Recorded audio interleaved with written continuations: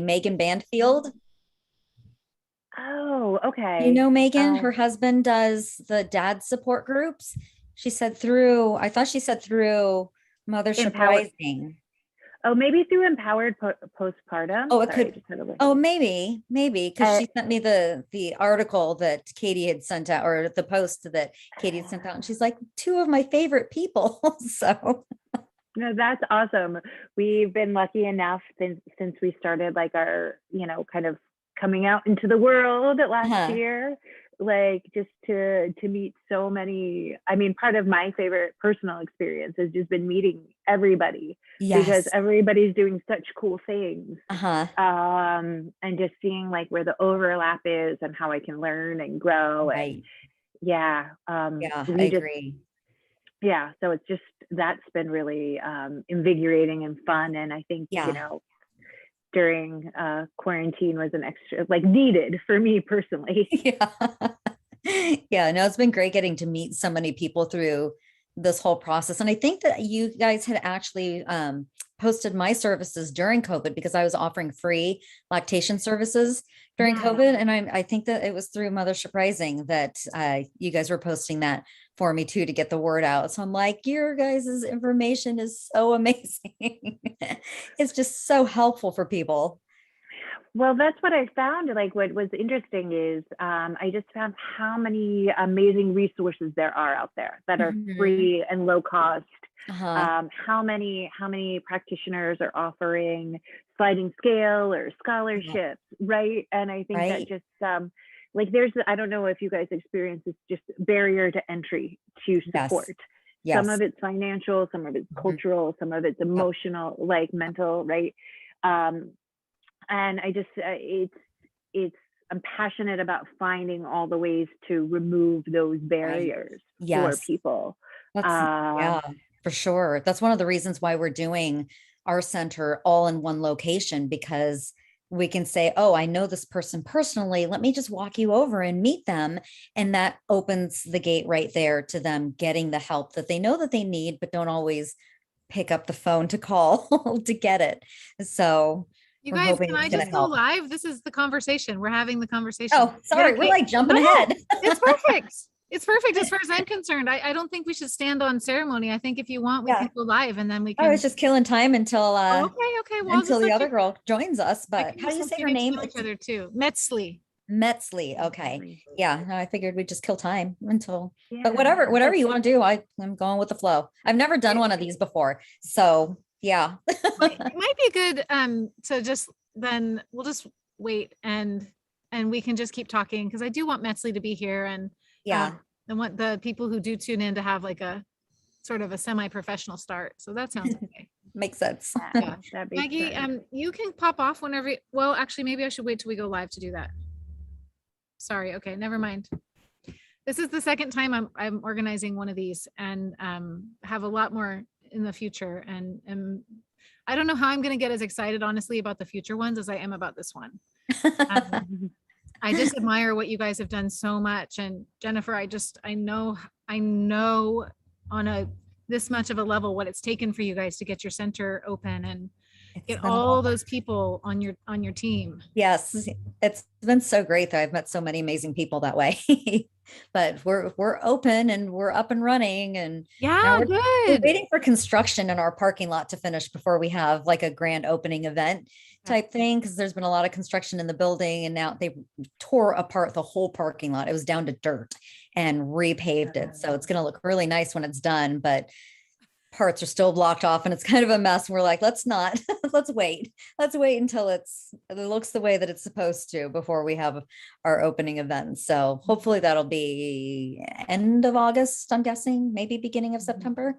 So if you have ideas for things that we can do during our opening event, let me know.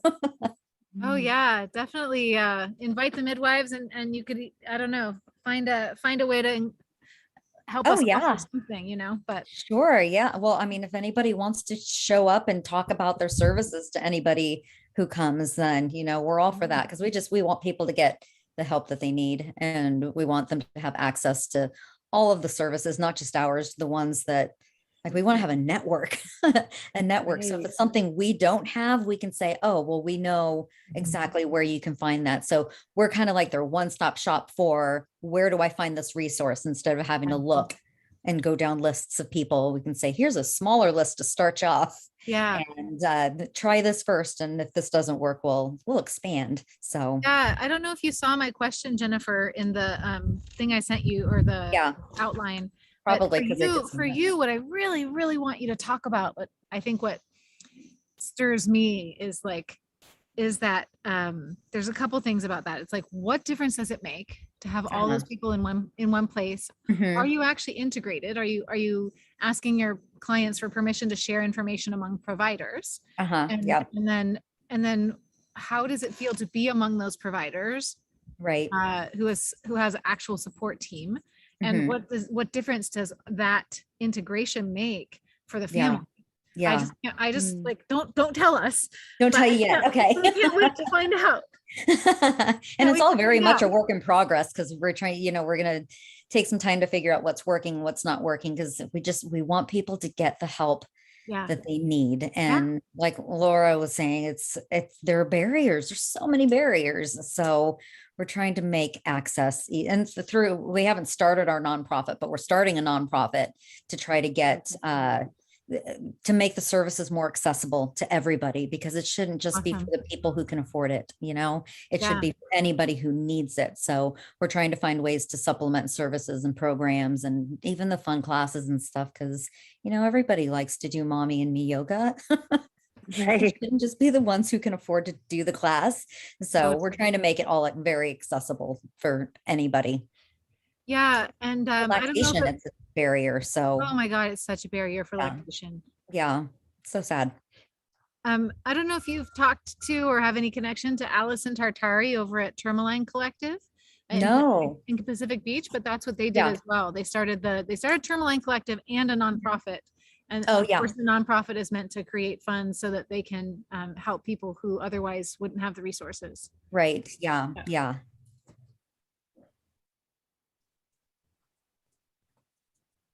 Hi, Metzli. Hi, sorry for being late. Oh, it's quite all right. My heart is full of joy. I'm almost at that point where I'm like, I can't believe these women were all agreed to come on a call with me. It's so awesome. I am so happy to do it. So thank you. I'm about to tear up here. So we were just doing a little get to know you, Metzli, a little bit of prep. Okay, good. Yeah, I'm sorry. I'm here with my daughter. She's gonna be here with us too, but she's right here in her thing, so I may have to put her here in a little bit, but she's doing well right now. That's the reality, Mama. That is. Yeah. What about you, Laura? Where's your baby? So we have a babysitter today. But he might come in at some time because we are still nursing and we can't, my commitment is to nurse on, demand, I guess, for lack of a better word. So some of those things, meetings included, I'll just shift the camera a little bit. But I do love that, I was just sharing with a friend this morning, like how cool it is to be part of a community that is able to integrate the job and role of mothering my son. So, in this way. And that's pretty special to have him see that it doesn't have to be separate. And I think there was even, I don't know if did you guys see the picture going around of, there was I don't know if she was a sportscaster, somebody like on TV who, like a news broadcaster, like a morning person who had her son there, or baby, I'm not sure, had her baby, and her baby was pretty new and her baby needed to be breastfed, and she brought her baby on camera. That's amazing. And just it's amazing. It's amazing. And she had a big full breast of, it wasn't like there was no sling over her. There was nothing. Wow. There was just I wish that were just the norm. That'd be so amazing. Yeah. So kudos to everybody for, I mean, everybody's balancing a lot, no matter how we're doing it, right? Mm-hmm. Yeah.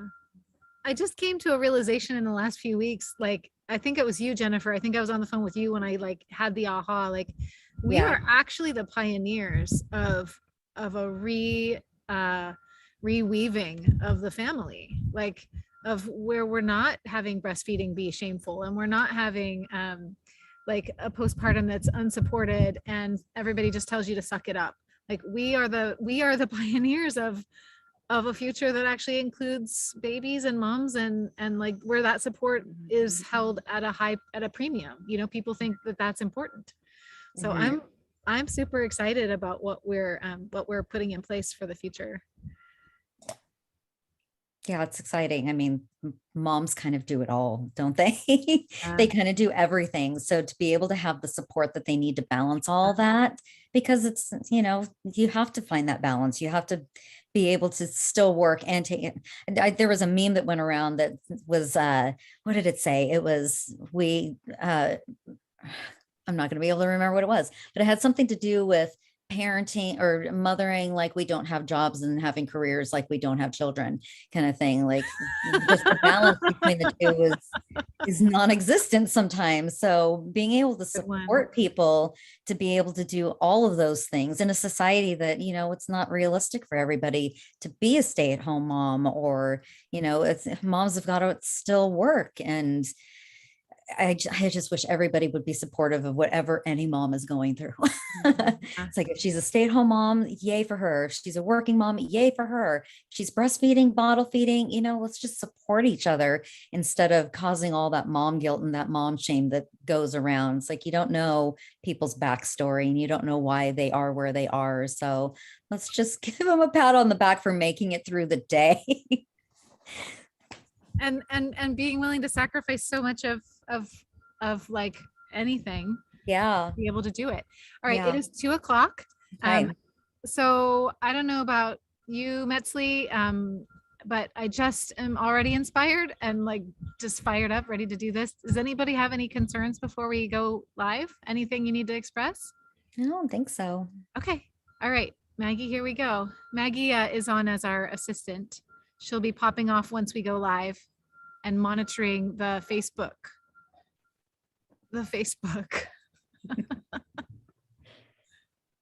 Go live. Okay, I think I tested this earlier today. I think it was going to work well. Okay, I think we're live. Maggie, can you check?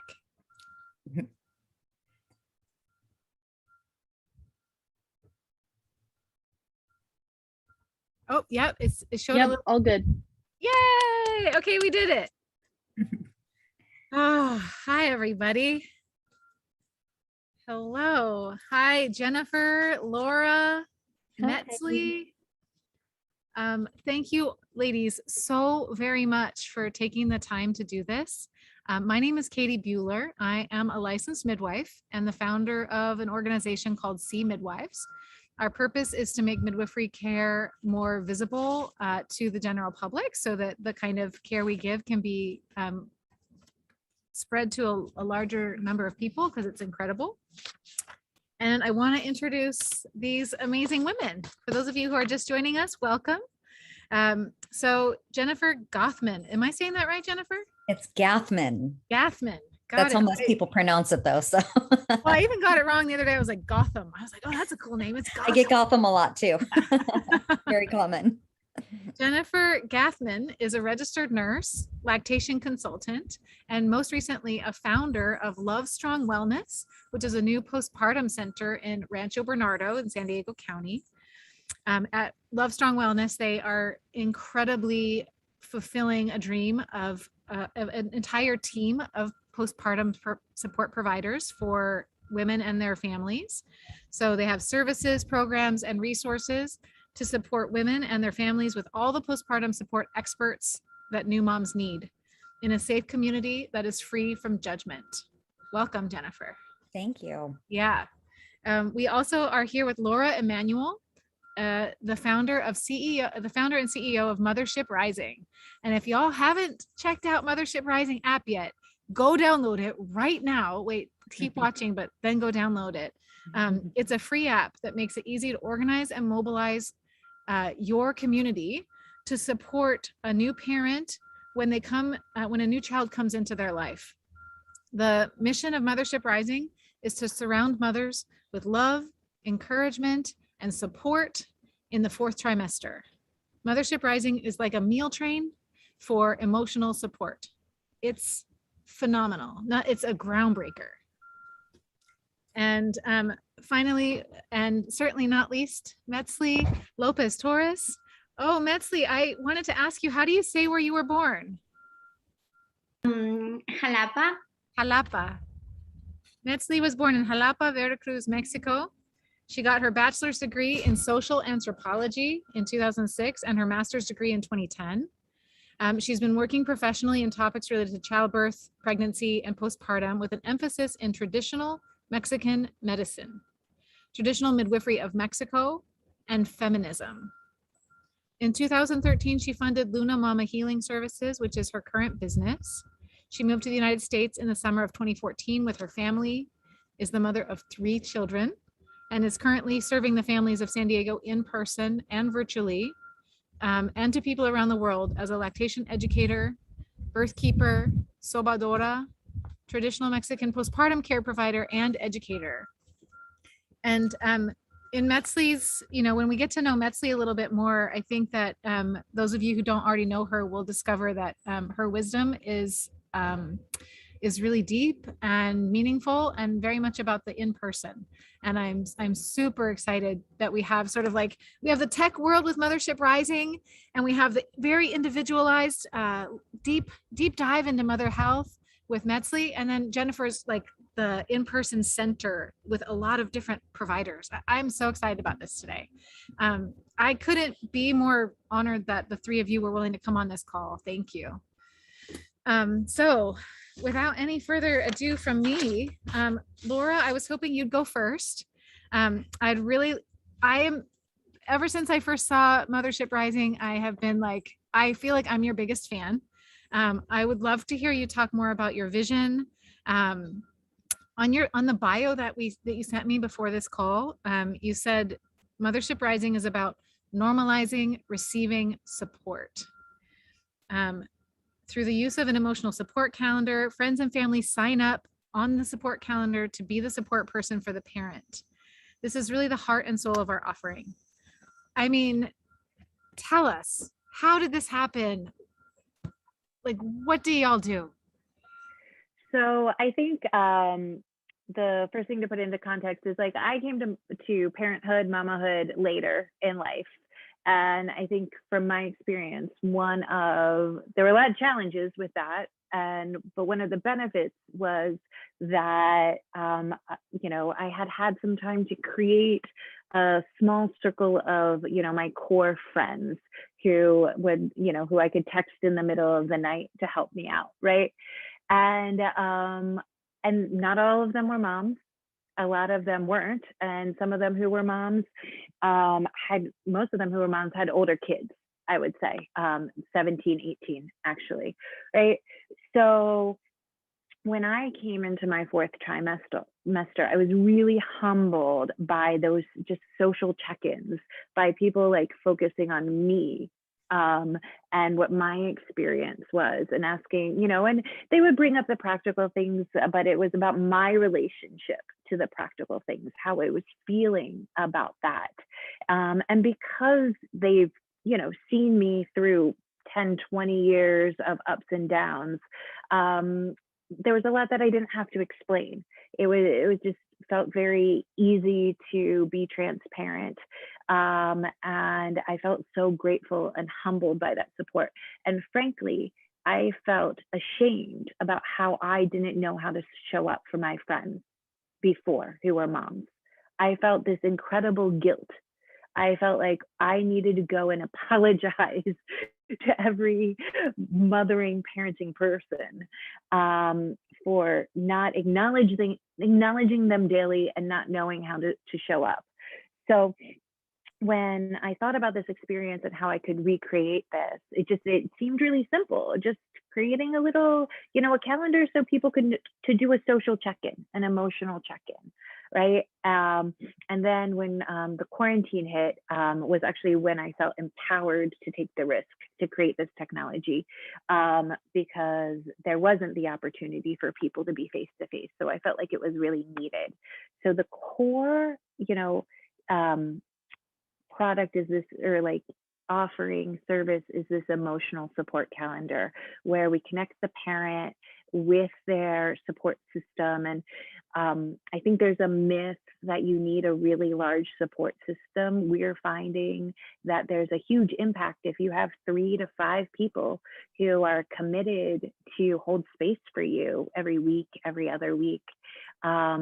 And they're your nurturing circle. They sign up for dates on the emotional support calendar, and then the app connects the parent and their supporter on that day.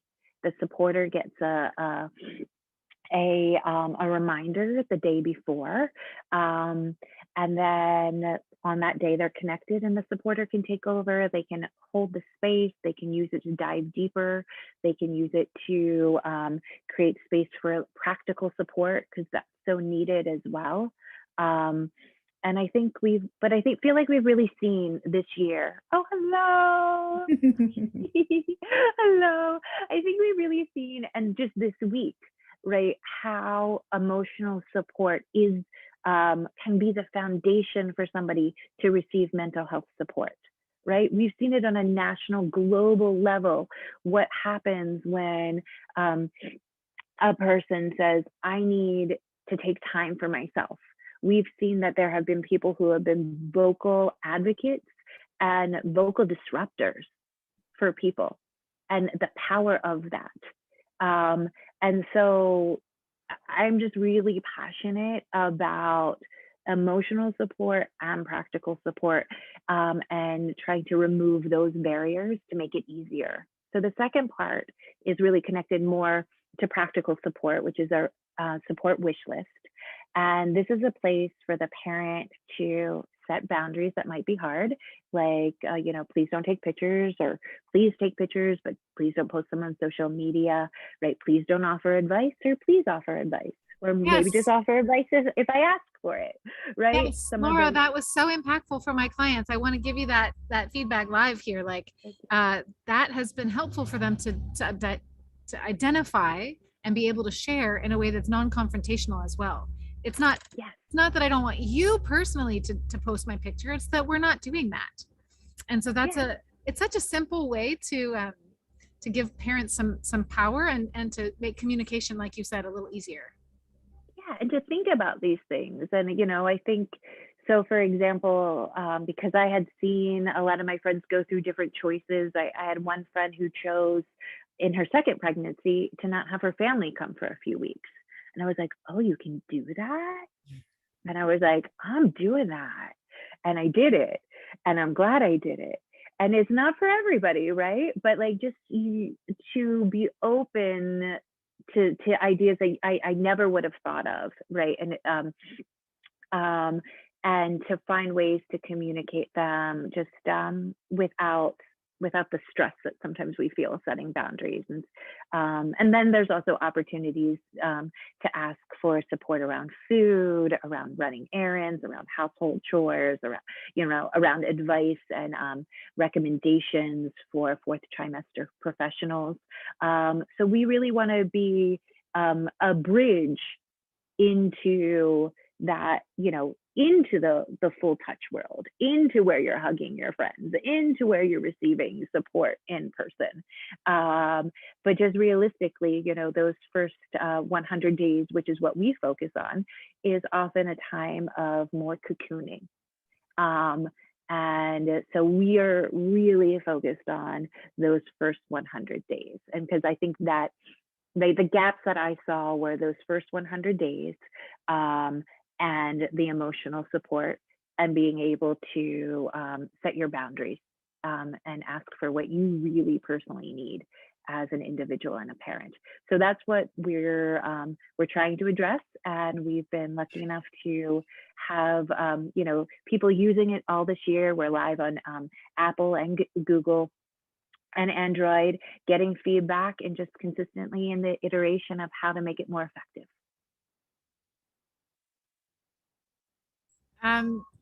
I am curious if Jennifer or Metzli have anything that sparked for them from what Laura just said.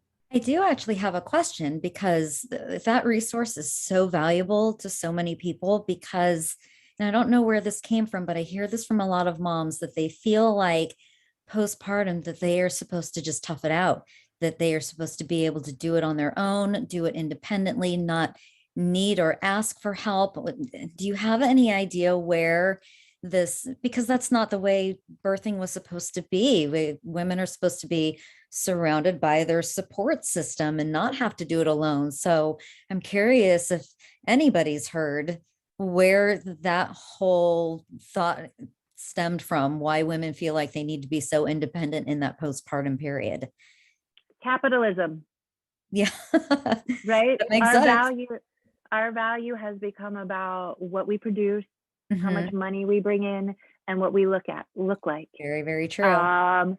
So as we've shifted in those values, Mhm. first of all, we're more isolated, because Mhm. we have to move where we can make the most money, Mhm. right? We're more isolated because we're concerned about, working a lot. And so our relationships are based just where we can fit them in, or who we see at work, right? Which might not be aligned with our core values all the time.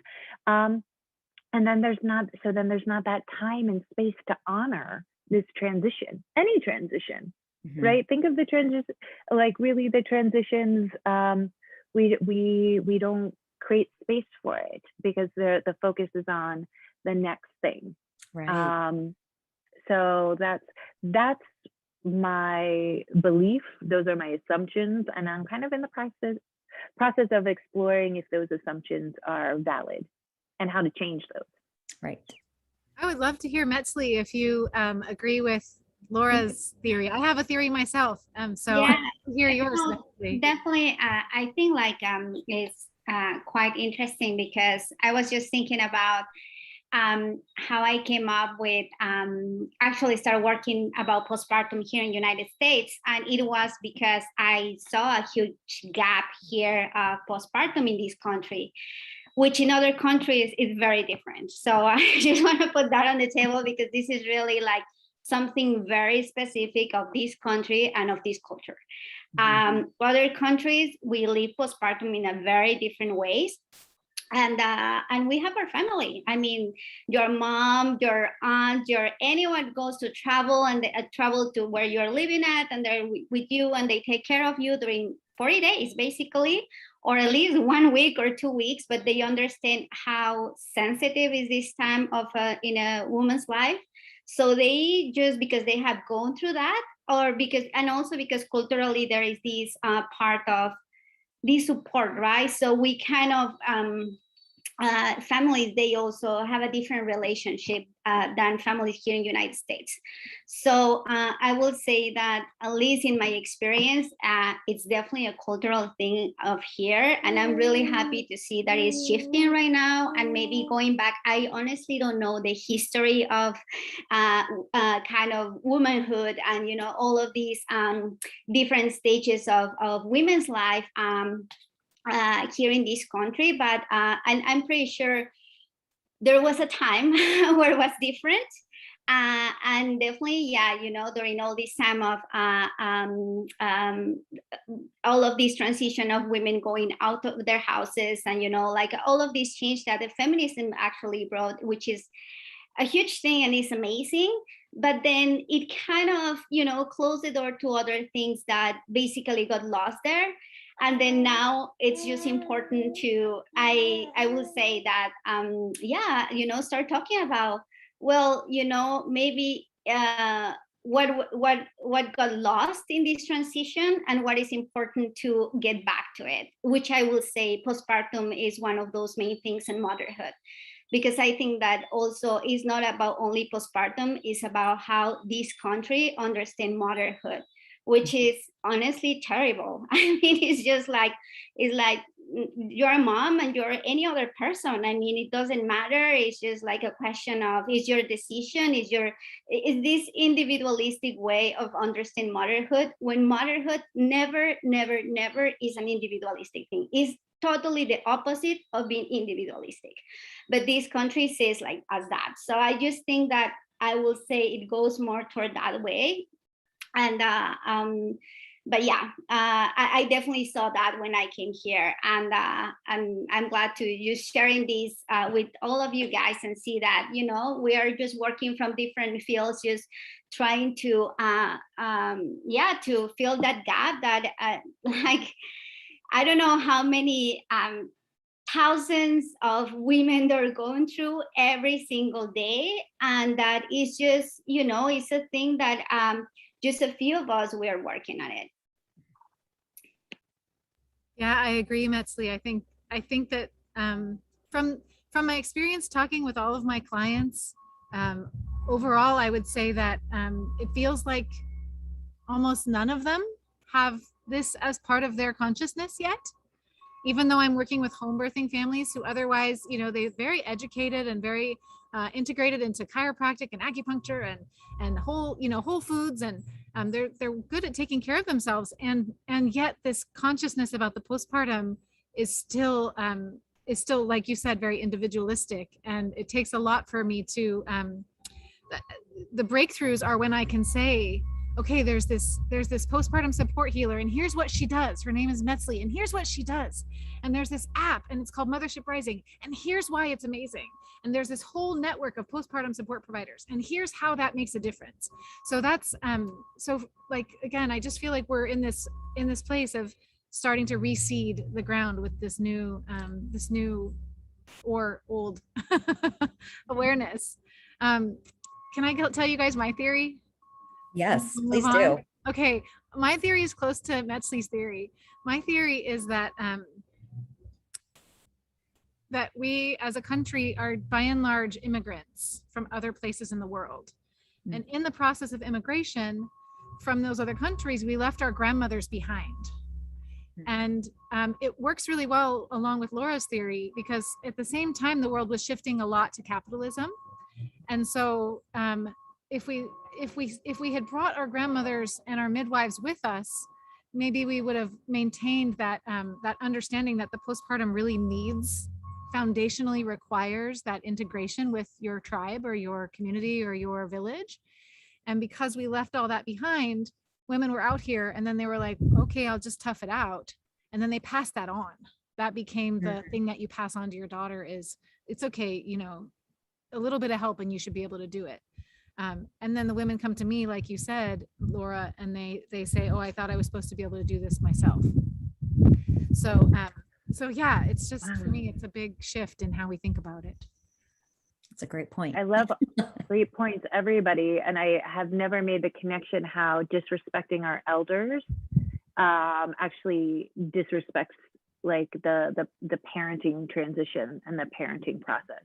But you've really made that very, very clear. And it's and I would also say that this is such an exciting time to be able to reweave what is best, what is called for now, and really take what is, you know, what speaks to each, you know, the benefit of the individual kind of perspective is that we can say we're going to work with what you need specifically, right? And I think that's what is one of the best things now, right? But to bridge from the individual to the community, I think is the real opportunity of this time. Mm-hmm. Yeah. I want to say so much more, but I want to make sure that we introduce Jennifer and Metzli too. And so I'm gonna move us along. So Metzli, when I was getting ready for this, I started to read more on your website because we talked on the phone, and I know you from the community. And so I went to your website to look for words, and I was like, I can't even begin to pick which parts of the words on your website I should use for this, because they're so touching. All of the words on a very short website were very touching. And I think that's sort of how I feel when I'm with you. So you wrote on your site, my story started with my experience during my first pregnancy while I was living in Mexico. During that time, rural women, Mujeres del Campo, shared their knowledge about pregnancy, labor, breastfeeding, and newborn care. Wait, let me read that again.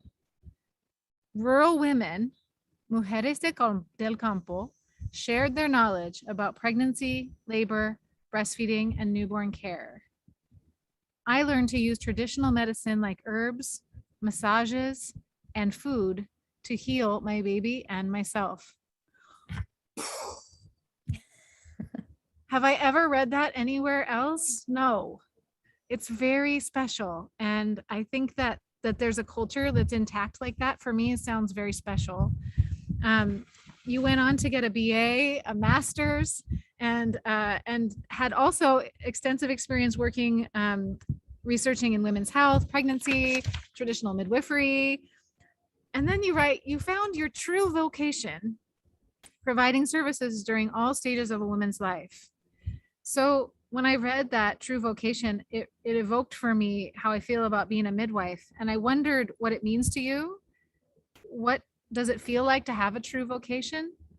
And when you say Indigenous women in Mexico and other cultures have understood that the uterus is where women's energy resides, any part of any of that you want to talk about and what you do and how it integrates, I think is wonderful. Sure. So actually what you say about, how that connects with you with being a midwife is what connects with me with midwifery. And this is because I started all of these trying to, or my path it was to be a midwife too, right? So it was just like but at that time in my hometown, there were no schools for be a midwife or anything like that. It's very different the way that you learn to be a midwife, like 20, 30 more years ago. Right now there are schools, but before that it was just going with a traditional midwife and just learn from her. I mean, that's the school. So it was, and that's what I did for many, many, many years. I trained myself as to be a midwife like that. And I think like it was actually I came to this country planning to be a midwife too. So that was like my whole plan the whole time. But then once that I was here, everything changed just based on, like going to a different country, and not only I have to learn the language, but have to learn all the cultural things, and everything was a big shock for me.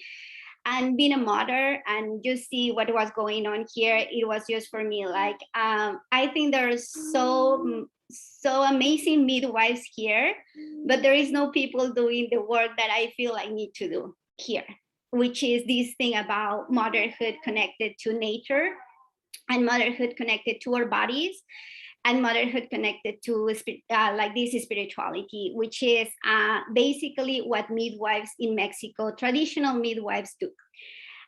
So 50% of their job as a midwife is in spiritual world. It's just like a whole different way to understand health, body, everything. It's just like, there is no labs, there is nothing. It's not like that. It's just so deep in other things, in the relationship that you have with your partner, for example, right? And the relationship that you have with your habits, like things like that, which brings health.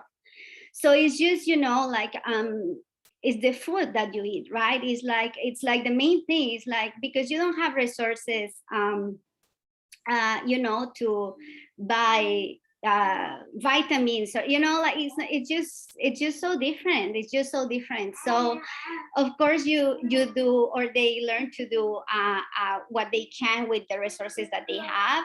And I think like that definitely is like what I learned and what I did in my own experience, or I have been doing as a mother, also to try to be really connected or rooted to my own environment, to understand like here in San Diego, for example, right? How the season changes, how, you know, like fruits are available in different times, you know, all of these things are really makes you live in a different way. And to really also, I will say, the time is different. It's just so different too, right? So there is no this thing of 6 weeks postpartum appointment and you're fine and just go and do everything and you can exercise and return to your life. And, you know, like, it's just like, it's not like that at all. It's like, they're telling you all the time, all those midwives, like, don't move. You need to rest. You need to recover. You need to eat well. You need your chicken soup. You need all kind of broths are really rich in protein. It's just like I don't know, like really the time is so different. And I think once that you start really understanding how the time and your season and your body and nature and everything is connected, it makes sense. So it starts making more sense, because then you're not in this rush of the time or of this rush of checking in, checking out. You know, it's not those kind of things. It's really sync with your own body to understand what you need. And that goes from when you are young to when you are an elder woman. So it has to go all the way. And that's the reason why I I don't work only with I have definitely spend, and most of my work is related to fertility, pregnancy, childbirth, postpartum, lactation. But definitely I like a lot to work, for example, with young girls to understand, their menses or, their moon, to understand their body, to really start syncing with it.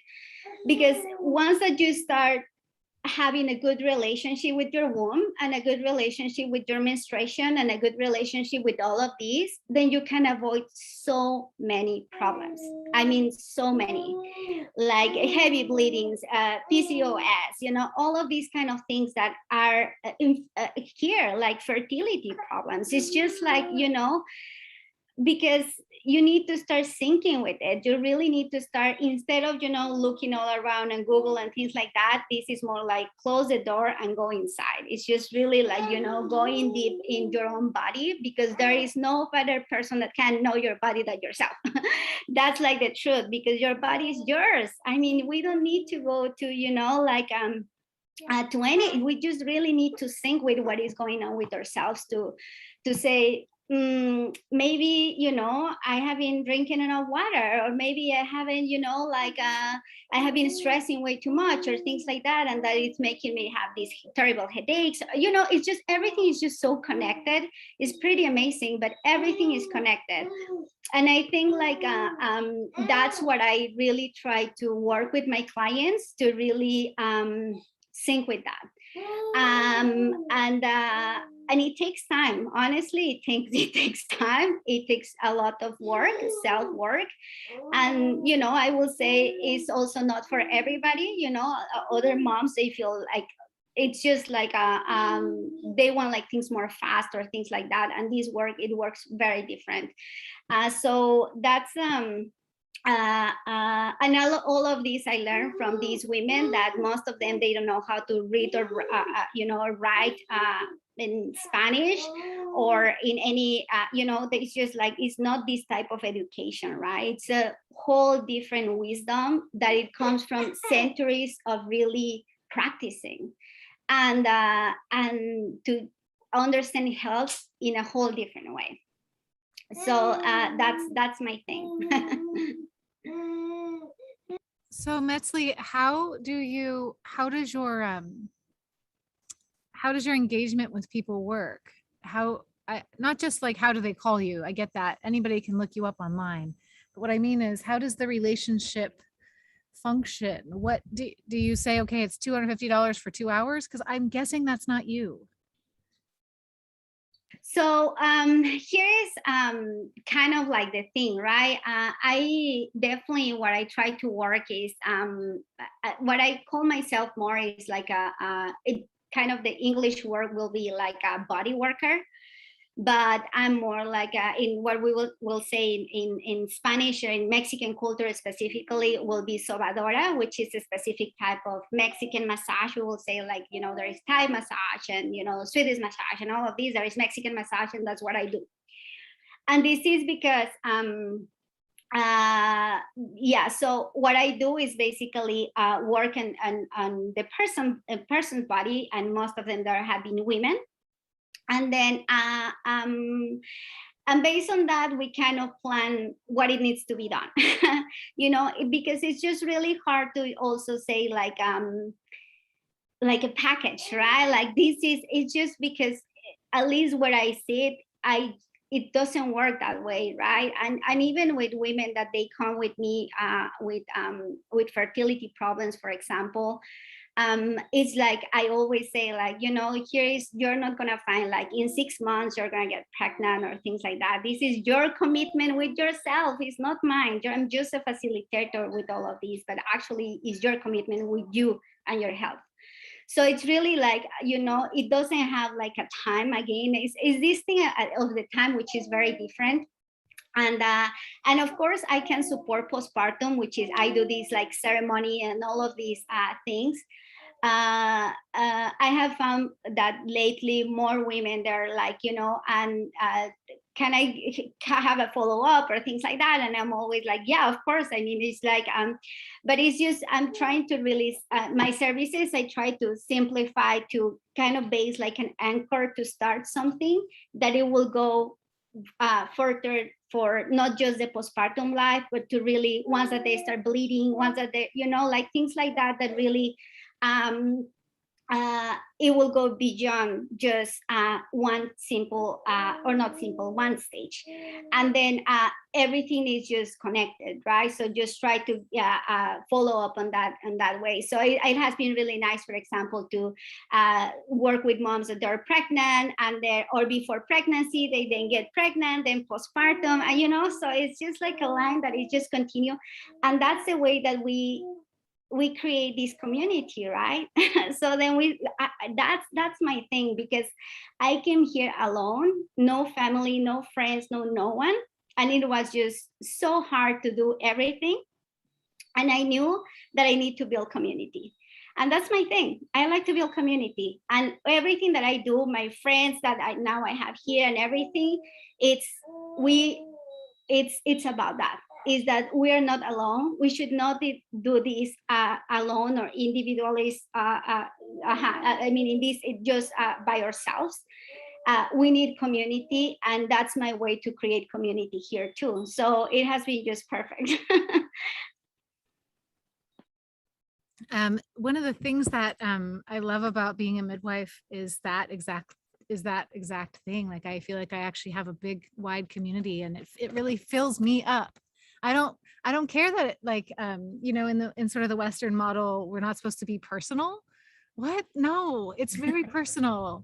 This is so beautiful to get to be part of people's lives and have those things integrate and get invited to birthday parties. And I have a ceremony to go to on Sunday. This is what makes life rich. Jennifer or Laura, do you have any thoughts or questions or anything for Metzli? Yeah, I do. Something that bubbled up for me was when you were talking about the going inside, right? And the checking in with our own body's wisdom, and just how powerful that is. And I was wondering if you could just talk a little bit about how you encourage the people that you work with to actually practically do that, and how to do that in this, like, you know, in this busy world where there isn't a lot of time. People think, and so if you give them any kind of practical advice or tips on that. Yeah, so you can ask most of my clients. They always get like, once that we're done with the session, they basically get like some recommendations of things to do. And one of those, it's definitely going out to nature. I mean, I know it's just so hard, but it's just so important. And just don't really here, for example, in San Diego, that we have the beach, or maybe, you know, if people want to go to the trails, that's also a good option. But just anytime that at least maybe once a month, or one time that this person can do it, just really go there, find a place where it syncs with you, that you feel like that you feel comfortable, sit there and just feel the sand. If you're in the beach, watch the, you know, the ocean, and all the information will just start getting into you just by really no thinking on anything, just being there, just being present. And that's a big thing. Learn to be present, learn to really not think about anything, just being there, just breathing, feeling the oxygen getting in your lungs, you know, these kind of things, feeling, you know, the sun, the light of the sun on your skin, all of these things. It changed so much, everything, our cells, basically, I mean, everything. And these simple things can be done, but we just need to find that space just to do it. So basically, that's the big homework, is just find those 3 minutes of just sit there, feel the sun. That's it. Don't do anything else. Don't think about anything else. Just drink a glass of water, feel the water coming inside, you know, all of these things. And that actually is what makes you sync with your body. And if you start doing like often, it becomes a practice. And then you can really feel your body when something is going on. It's just pretty amazing. But at least that has been my experience. And I want to mention that I come from all kind of problems with my menstruation, with all of that. I was super regular, like things like that were really, really bad. And I just, you know, start doing all the things that I learned. And it changed. I mean, and that's the reason why for me it's so important to talk about this too, because it's not that I'm just saying something. It's because I have truly go through that, and I know how healing it is, and how important it is that we find healing. Because once that we found that, it's just everything will come much more easy. But we need to learn to do that. I like the promise of everything being a little more easy. That's good. Jennifer, any thoughts? We do have a question coming in on Facebook, so no pressure, Jennifer. I just, in hearing Laura and Metzli both talk, I just keep thinking about how surrounding just women in general and postpartum and birth and all of that, we started at our origins, and then it just feels like we went so far the other extreme that now we're having to come back and find that balance somewhere in the middle, because, you know, birthing used to be a more natural experience. Postpartum used to be a more supportive experience. And now we're at the point where it's got to be independent. It's at the point where women are ashamed of their bodies, and everything has become so much, it's very clinical, like the whole birthing experience, the whole postpartum, all of it has become very clinical, and we've moved away from all of the origins of what it was supposed to be like. So I feel like this, like you were saying, this is the time where we're trying to change all of that, and we're like the pioneers of all of that. It's all the people that are realizing we've got to come back to the middle and merge those two things together and find that happy medium, because we're too far to one extreme that we need to bring it back and find that balance. So just in hearing both of them talk, I'm saying, gosh, we really have just gone so far the other direction that it's time for women to be more in touch with their bodies and be okay with their bodies, and really start to come back to, you know, being okay with just everything about us, because I feel like our whole bodies have just become, it's a clinical thing. And having worked in the hospital for so long and seeing the differences between the two, it's eye-opening to see where we need to start heading towards, and helping people realize that there's a better way. There is a way to make this a little bit of both. It doesn't need to be, you know, if you deliver in a hospital, which a lot of people do, it doesn't have to be a certain experience in the hospital. They should still feel like they have control of their situation, and they go in not realizing it. So it would be nice to see things kind of come back to center and find that balance between the clinical world, which improves outcomes for a lot of reasons, but takes away that empowerment of the families and the women that are there delivering. So I would love to see some of these things change with all of these resources that are out there right now. Yeah, me too. Yeah, Laura. Oh, I just love to do a little shout out to this. I don't know if anybody knows Nelly, and they have a really wonderful program around empowered birth, and to help the birthing people discover their core values and core needs, so that they can be empowered in whatever birthing situation they choose to be in or then find themselves in, to vocalize what their values, their needs are based on their values. It's a great resource. Highly recommend checking it out. Yeah. What is that one called again? It's called Nelly, and it's a free resource that leads the person through identifying what their values are. So it's a way to spend time to check in to see what's important to me. Yeah, I got into some trouble recently on TikTok because I made fun of an aspect of obstetric care that I don't appreciate. And it occurred to me really strongly after that, from the criticisms I received, that, yeah, I mean, some people are gonna have to birth in the hospital. There are not everyone not everyone afford a home birth, because home birth is mostly a lot of money out of pocket these days in this country, which is a travesty that we will fix.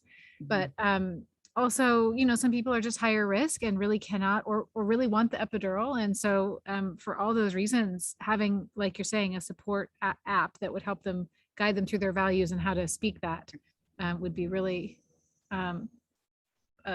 structurally important. That's a great idea. I want to ask a question that we got in Facebook. So thanks so much, Ashley, for asking a question. Ashley says, can you talk more about ceremonies? This is new to me. Do you want to talk a little bit more about ceremonies, anyone? I think she might have meant that for Metzli, but maybe anybody that knows about ceremonies? I can definitely talk about what they're like, we all need these ceremonies, right? So in no Western life, there is like all of these, you know, every time that we go to different stages in our life, there are ceremonies that actually kind of walk us through that to close a circle and kind of opening a new one. And at least and in every stage of our life, we have like these type of ceremonies. In Mexico, they're really alive still. In rural Mexico, I will say more in the south of Mexico, because I'm from the south. I'm not from the north, which is very different from the south of Mexico. And then so what happened there is that for example, for postpartum, there is these 40 days, right? So this cuarentena that we call, which is not only in Mexico, but other cultures, they have these too. And then at least for us, there is this specific steps that you need to go through during this time. So it's not just like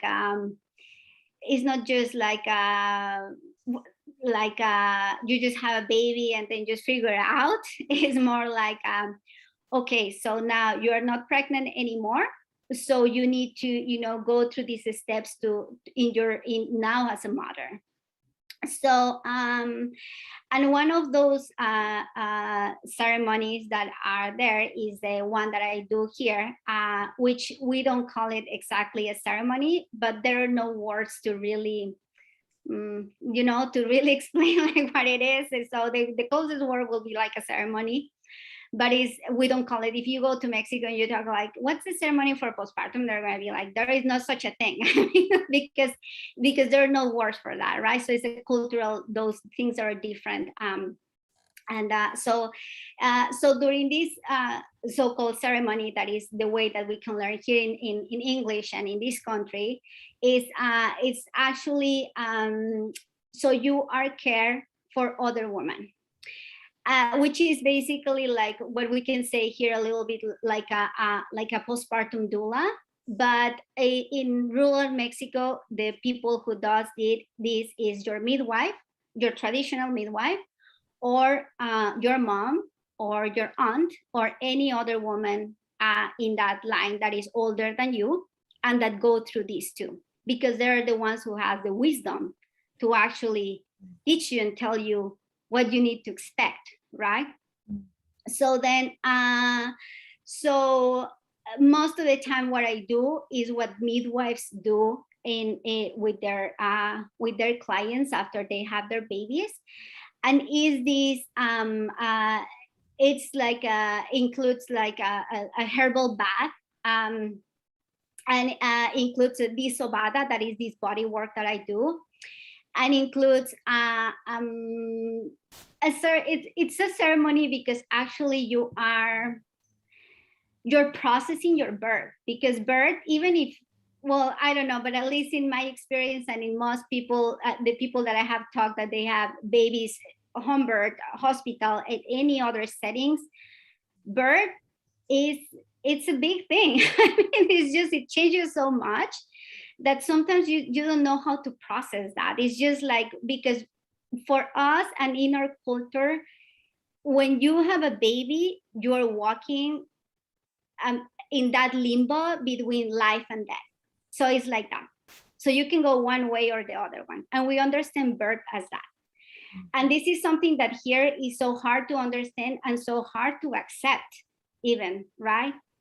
So, but for us, it's just for this relationship that we have with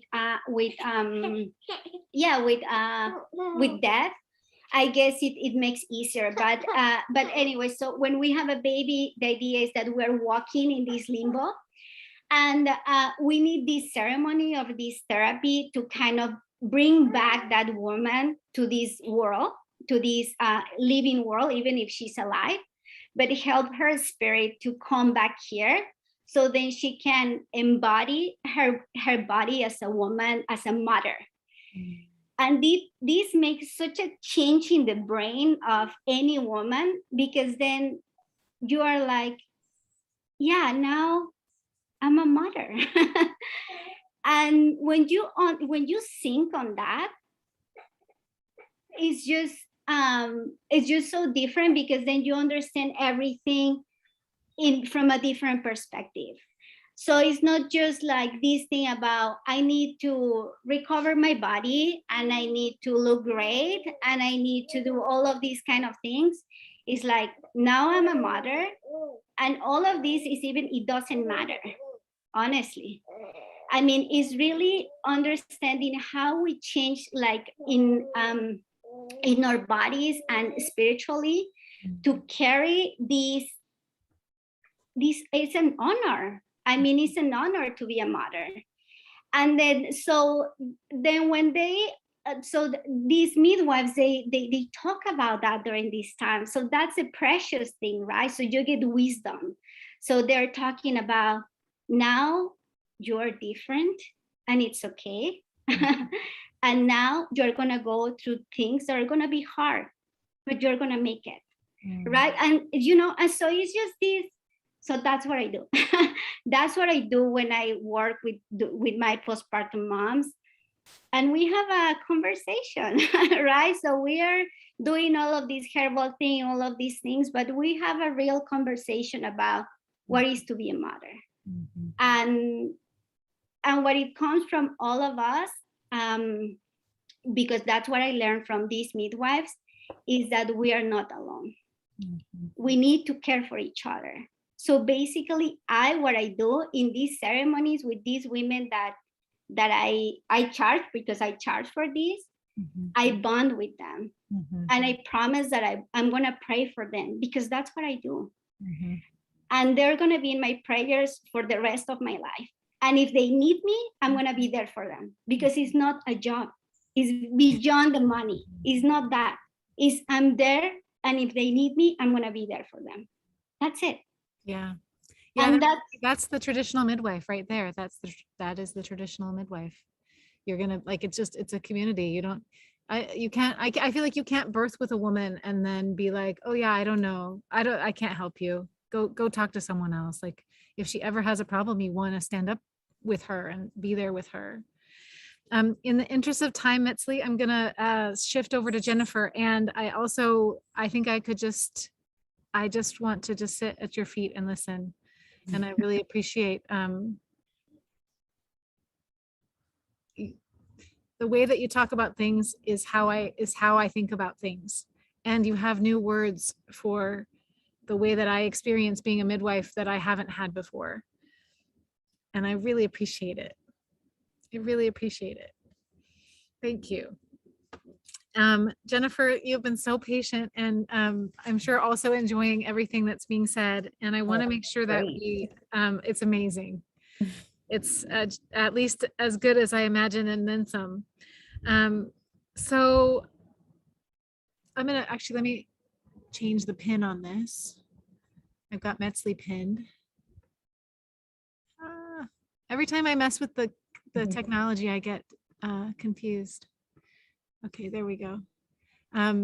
So I guess moving towards from like a very individual, deep discussion with Metzli, Jennifer, maybe you could start us off by telling us how that spirit is also in your work. I'm sure it is. And maybe even just, talk us through a little bit of how you came to your work and what it means to have a postpartum center, because we are right now in the middle of the Olympics.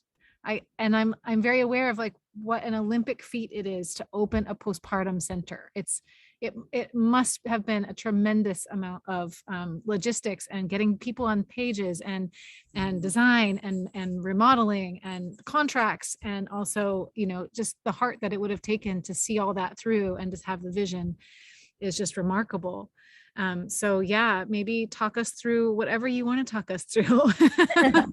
It is still very much a work in progress, but I think that's probably going to be the case, just ongoing forever. So how we kind of came to that though was I was a labor and delivery nurse for about 10 years. And in the process of all of that, I was seeing that so many families were coming in unprepared for birth. I thought, oh goodness, we need to provide some better education, some realistic education for families. And I always knew my next step I loved being a labor and delivery nurse, but I always knew my next step in my career was to be a lactation consultant, because I felt very tied to the breastfeeding experience. And I knew that there wasn't enough support for breastfeeding in the community. So fast forward, I became a lactation consultant. And as soon as I hit the postpartum world, because labor and delivery is a very narrow look into that whole experience for people. So by the time I hit the postpartum world, it really hit me that there was a huge gap in the postpartum support, and the wheels started turning from the very beginning that, gosh, how do we make services more accessible to people? How do we make it easier for people to gain access? Just how do we make this a better experience for people? And some pieces fell into place, and a location fell into place, and we just ran with it. So it was really interesting reaching out to people, and people reaching out to me once people started hearing about this in the community. And just by luck, I managed to find some very specific providers that shared the same passion. And they were like, this was my 10-year plan. Let's just do it now. This is like, I didn't think I'd be able to find a pelvic floor physical therapist, to be honest. And she was one of the first people that I connected with. And she was just so passionate about it. Our chiropractor, our acupuncture, everybody was just like, yes, this needs to happen. And and you can tell by talking to people how passionate they are about that specific population. So, it's been a lot of work to put the center as a whole together, but finding the people was actually a lot easier than I thought it was going to be. So we've made some amazing connections, made amazing connections out in the community, because we don't expect it to be, that people are using just the services at our center. If it's somebody that we offer, we'll give them that referral plus other ones in the community so that they have some choices. They're not going to only get a referral of the ones that are working under our roof. So, and then the ones that aren't necessarily under our roof, we want to be sure that we have a good network of people that we know personally. We don't want to just say, well, we know of a postpartum therapist that is in Carlsbad. Why don't you go look her up? Kind of thing. We want to say, we know this postpartum therapist. We know that she would be a good fit for you. Can I have her give you a call? Kind of thing. Because a lot of times, one of those barriers is with a new baby and feeling overwhelmed, picking up that phone and making that phone call to reach out for that support that maybe you're a little embarrassed of, maybe you think that you should be able to handle on your own. Having that really solid network of people will give us the opportunity to say, let me have them contact you. And I've had a lot of people get the help that they need that way. So, the network that we're creating is ever growing, and we just want to be able to have those personal relationships with the people that we're referring families to, so that we know that they're getting exactly the care that they need. So, and then having it all under one roof allows us to be able to establish that community for families too. And kind of what you were saying, as a midwife, you don't just and some lactation consultants, depending on where they're practicing out of, they don't get to form that relationship with their patients. It really depends on the practice setting.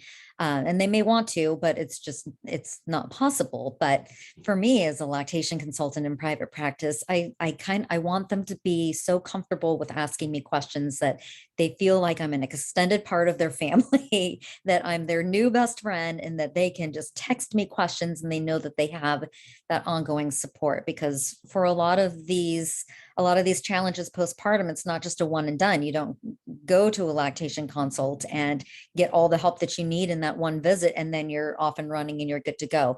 It usually requires ongoing support. And that's one of the things that's really important in my practice and really important to everybody in our group. So being all under one roof, we have providers come to our classes and participate in some of the classes that we offer. And we had somebody do mommy and me yoga with us from our practice yesterday. So they're in there with the moms. We're all in there with the moms, forming these relationships, and it helps establish trust. It helps establish that community and that village that people are looking for, helps them make new friends, helps them see that things are normal, that the things that they're experiencing are normal things. One of the things I tell people about, because if they're coming to see me, they're having challenges with breastfeeding. But what I try to tell them is these are normal challenges. These are challenges that a lot of people are going to see, and it's not uncommon. The difference now is that you have to seek out the help, whereas before, you used to have your mom, your grandmas, your aunts, your sisters, everybody in your family, everybody in your community there to support you. And they were all your lactation consultants. Now you have to actually go seek one out. So, we want moms to know that some of the things that they're experiencing, they're not alone, and being able to bring them all together, because we have all of these services and all these providers, but we also have classes and support groups and free events and just things to bring people together to meet other moms and sit and chit chat with the providers. And just, we're really trying to reduce some of the mom shaming and the mom guilt. Like we have and I don't even want to call it a breastfeeding support group, because I want moms that are bottle feeding to come too. Moms that are bottle feeding also have challenges. Maybe they're pumping and bottle feeding. So I would really like for everybody to be in the same room together and learn a little bit about each other and find out, okay, why is this mom pumping and bottle feeding? Or why is this mom using formula? And, oh, your story is okay. So that way out in the community, out in society, we're not judging people so much anymore. So we're trying to do what we can to normalize certain things and just make it all more accessible. The plan is this year to start our nonprofit so that we can get support to be able to make some of these things accessible to people who might not have insurance that covers some of these services, because a lot of them are complementary services that have been shown to improve outcomes and improve the birth experience, improve postpartum, but insurance does not cover a lot of them. So we are really hoping to be able to gain support to make these services available to people that might not otherwise be able to afford them, because everybody should have access to these services that we're offering. So we're trying to bridge that gap a little bit and just be that extension of the support and the resources that they need in that, not just the postpartum period, but in the prenatal period, because we're trying to get that education to moms before they even have their baby, because we create a birthing plan and we're trying to encourage people, okay, let's also create a postpartum plan, have your resources all lined up, ready to go, know who you're going to call when certain challenges present themselves. We're trying to incorporate a wellness check postpartum, because they don't have their visit until 6 weeks after. And there is a lot that happens in that 6 weeks. And it's not necessarily a medical thing that's happening in that 6 week period. So it doesn't necessarily warrant a trip or a visit to the doctor, but there's a lot of other emotional, psychological, transitional things that are happening in that period. And I did just see that, I think it was New Jersey is signing a law that is going to have a registered nurse do a home visit for postpartum moms within the first 2 weeks, which I think is incredible. I would love to see California eventually do that, but having them just come in or connect with us in some way so that we can just check in on them and see what it is that they need support, where they're struggling, what resources they might need access to, just so that they know that somebody's checking in on them on all the other things that their OB might not, it's medical versus the holistic, and rightfully so. They don't necessarily need a postpartum visit to their OB because medically they are stable and they are doing fine. So on the one hand, it makes sense that they're not having to go in to see their providers more often. Towards the end of their pregnancy, it's a lot of visits because they're checking to make sure that everything is stable. But postpartum, the moms just feel neglected and they feel like we had all of this follow-up leading up to the delivery, and now what do I do? So we're trying to incorporate a way to be able to check in on the moms that have seen us and have connected with us prenatally, so that we can say, look, we'll check on you postpartum. We'll see how things are going. We'll talk about all of the signs and symptoms of postpartum depression, postpartum anxiety, because we did a survey last year, and that was one of the top postpartum challenges that women have, but they don't recognize it because everybody's idea of what depression and anxiety looks like is different. And when you ask somebody, are you excessively worrying, or are you crying more than you feel like? Does your husband, does your partner feel like you're not quite yourself? And then they realize, oh yeah, all those things are happening. So just to be able to check in with people, help them to identify some of the things that might go unchecked in that period. So we've got lots of things that are in the works, like a prenatal wellness check and a postpartum wellness check, just to get them connected with whatever resources it is that they might need, and make sure that they're getting all the help and the support that they need. We want people to feel supported. We want them to feel, and this is true of lactation too, because, lactation consultants, we try to really encourage people to breastfeed, obviously, but at the same time, the world that we live in right now, it's not always possible. And for any number of reasons, returning to work, medical reasons, whatever reason it is. So what I explain to people is, I just want you to be happy with the experience. So know that you did what you could, know that you made informed, educated decisions. And that way, at the end of it, you're satisfied. You're okay with what the journey was, because mom guilt is so real. And is really huge around their breastfeeding experiences and their postpartum and their birth experiences. If, their birth didn't go the way that they had pictured it in their mind, they already right out the gate feel like a failure as a mom. And then if breastfeeding didn't go the way that they were hoping it would, then they feel like a failure as a mom. They feel like they didn't reach their goals. So I try to present information in such a way that we're setting short-term goals, we're reassessing goals, we're reassessing, reasonable expectations. So that way, when they look back at it, they can be happy with what that experience is, because we work so hard as moms. We should be proud of the work that we're putting in. So. Yeah.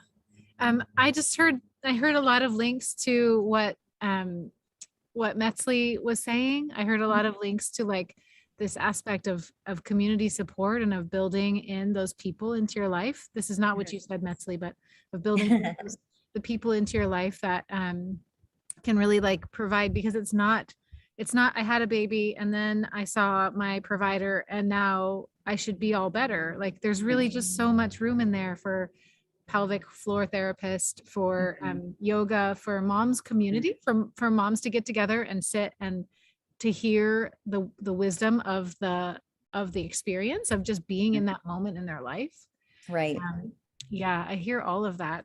I wanted to bring up the statistic that 60% of women are breastfeeding at discharge from hospitals.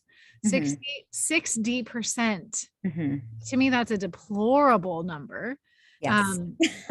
I'll tout home birth midwives. For us, it's 95% at 6 weeks. Okay. So the difference between 60% at discharge, which is like day 2, and 95% at 6 weeks is the support in the middle. Yes. It's not the Absolutely. hospital birthing moms are like, I don't care, I don't want to breastfeed. No. That's not it.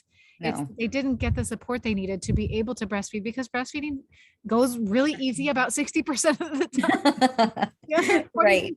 Needs help. Yes. And if we lived in Metzli's village in Mexico, we could have had that kind of help, right? We could have had a world in which our mother and our auntie and the women in the village would have helped us put our babies to our breasts and helped us figure it out.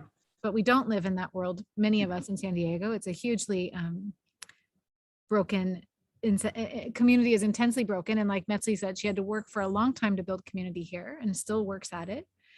And so all of that, right? So what you're doing is you're creating a little village there so that people can get that support. And I want to say too, Laura, do you know, like, I think that some of the things that Mothership does is specifically to address what Jennifer was just talking about, which is like moms after they have a baby will not reach out and ask for help.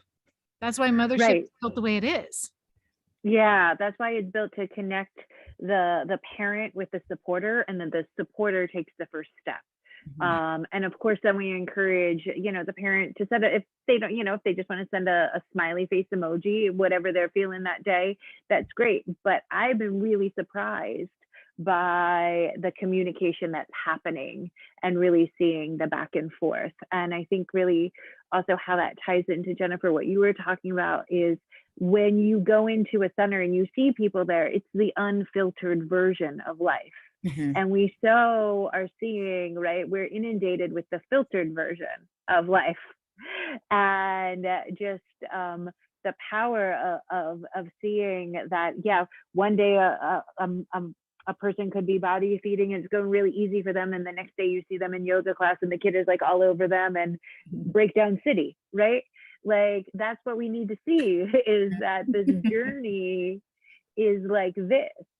And that's what happens with consistent interaction and unfiltered interaction and authentic interaction.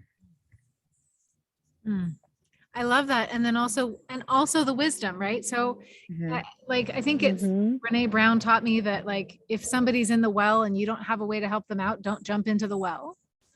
Like it helps to have the professionals available who like also know how to guide you through. And a lot of times moms will do this for each other. I'm not saying that they won't, but sometimes I think it helps to have that, like Metzli was saying, was it Metzli or Jennifer? Like, this is normal. This is not, I've seen this 500 times, and it's not comfortable, but it's hard, but you can do it. That's what Mhm. you said, Metzli.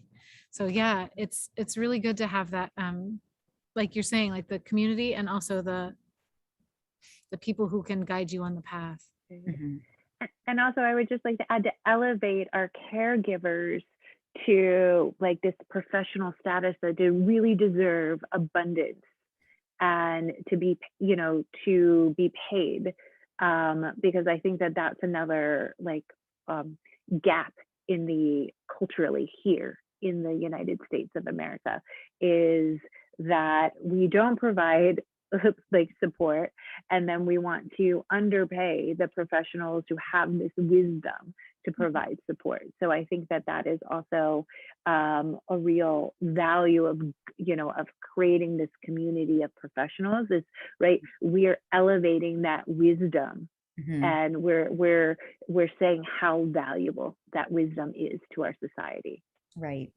Yeah, I agree. And that's a lot of what our center is trying to do, because we do have the providers that have the extra education in women's health and prenatal and postpartum, but at the same time we're bringing in, you know, for the support groups, we try to get pregnant moms into the support groups too, so that they can see other moms breastfeeding, because Yeah. there were so many moms that I would come across that had never even seen another mom breastfeeding before. So it's very much a combination of making sure that the right information is getting out there by the providers. Kind of we've got like a Facebook group that people can ask questions on, and so we can moderate some of that information to make sure that accurate information is getting out there to people, but then they can also hear other moms' experiences as well, and that way they're getting a wealth of information to be able to make their own decisions for what's going to work best for their families. So it's all about balancing the evidence-based stuff, and not making it too clinical, and keeping it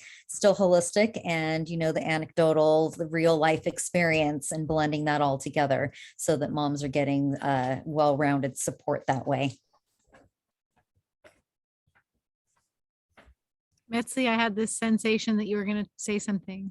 Yeah, well, I was just thinking about just what Jennifer said, and this, you know, this important part of you have a center like this, and just, you know, this kind of work is also this part of matching, you know, what the moms need, or, you know, this person that is going through postpartum needs, because there is, well, I think like one of the good things about here is that there is such a abundance of providers, you know, like all kind of things that you can, you know, it can fit so many, you know, perspectives and, you know, ways of living and things, right? So, and I will just kind of like anecdotically, like, you know, share that.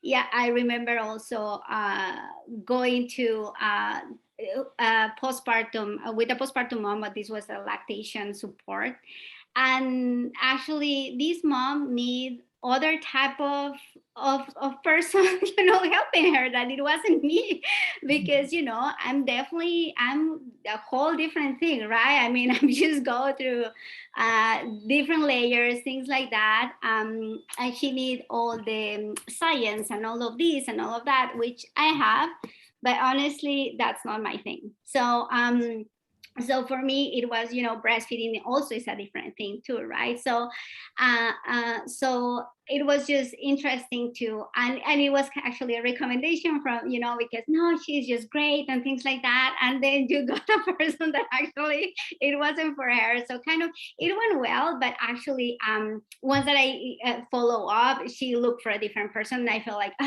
such a relief, because I was like, yeah, I mean, definitely we, you know, it was just like our language, our conversation, everything was just like so apart. And it's just so important also to, you know, have just a person that, or these centers that actually can match you with someone that is gonna give you that type of language that you need. because also that's a big thing, right? So sometimes some people need a specific type of experience in languages and other people need other things, and that's fine. I mean, I think there is no problem with that, and it's great that we all are diverse and that we can provide all of these huge amount of services and things for all these kind of people that are looking, you know, different things too. So I just want to add that it's great that there is a center like this. Yeah. And then we turn to like, I feel like in the capitalist system, you have to pay for all these parts. You have to pay for me as a midwife and Jennifer and Metzli. And with the Mothership Rising app, I actually don't even know what it costs, Laura. I've tried to kind of get in there, but I haven't figured it out. But anyway, but the thing is, then you're also recruiting your community to help you. And I encourage my clients to recruit their community early in the pregnancy, like as part of like starting at 20 weeks, we start talking about how to recruit their people. And from what Metzli, the thing that I'm riffing off of that you said was like how people talk to us. Like I prefer my best friend over a lot of people. So if she was going to come and talk to me, if I wanted someone to come check in on me every day, it would be her. So, so Laura's app does that. So we have this, I'm so excited about this conversation because we really do have these different ways of people really like weaving in the parts that make sense to them. And that we're saying out loud to each other that that's really important, that we have that kind of integration from our community, from this local healers, from the, and just the acknowledgement that moms, like, you guys, isn't it like the most all-consuming job you've ever had? It's the most all-consuming job. Shouldn't the whole community who is benefiting from this life that you're giving, that the whole community should then be supporting the creation of that life? Well, that's one thing that I'm really passionate about, is this idea that healthy parents create healthy families, which create healthy communities. Right. And so doing like that core work with yourself, which is not always easy and can take a long time and is not often Instagrammable through a filter. I think we need that support there. And our app is free, and we're committed to always having a free version of our app, because we do think that access to our communities, to those relationships that you have built over time, right? It's something you've already put the investment in, and we want to support that. But I think that it's on a social level, it's this responsibility to support the birthing person in their birth process, in their fourth trimester, or really any person who becomes a parent in any way that they're becoming a parent. Is something that I think society has been built on this for thousands and thousands of years of honoring that parenting transition. And it's exciting to be part of this revolution that's coming back to that. Yeah. Couldn't have said it better myself. That was awesome. That was awesome. And like Metzli said, like in these villages, this stuff is still centuries old. It's still centuries. And I loved how you said it, Metzli. It really struck me because as a midwife, I've been practicing being in birth work for about 14 years. And I'm noticing like how much depth I have and how much more ability I had than when I started.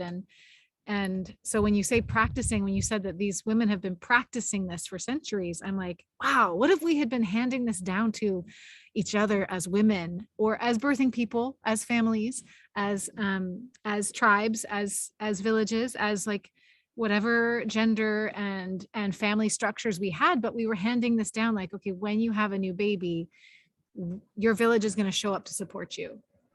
And the women are going to pass, or the other folks are going to pass down this information and share it. And I think also the 21st century version, sorry, I know I'm talking a lot, but the 21st century version is like, we have people who specialize in pelvic floors. They've been studying the scientific mechanics of pelvic floors, and you can go and they can give you exercises and they can help you figure out how to do it better. There used to be wet nurses. in every culture around the world, there have been wet nurses because breastfeeding didn't always work for the breastfeeding person. But now we have lactation consultants. So maybe that number could be much better for many, many people. Like just all of it. I get so excited about the ways that in which, I think one of you said it already on the call, like there's new ways and there's old ways, and maybe the best version is that we like start to cultivate or continue to cultivate the older ways or recultivate them, and also take on the things that are healthy and helpful for the new. I know it's like 20 minutes after, so thank you all for engaging in the conversation and going over with us. Does anybody have anything closing they want to say?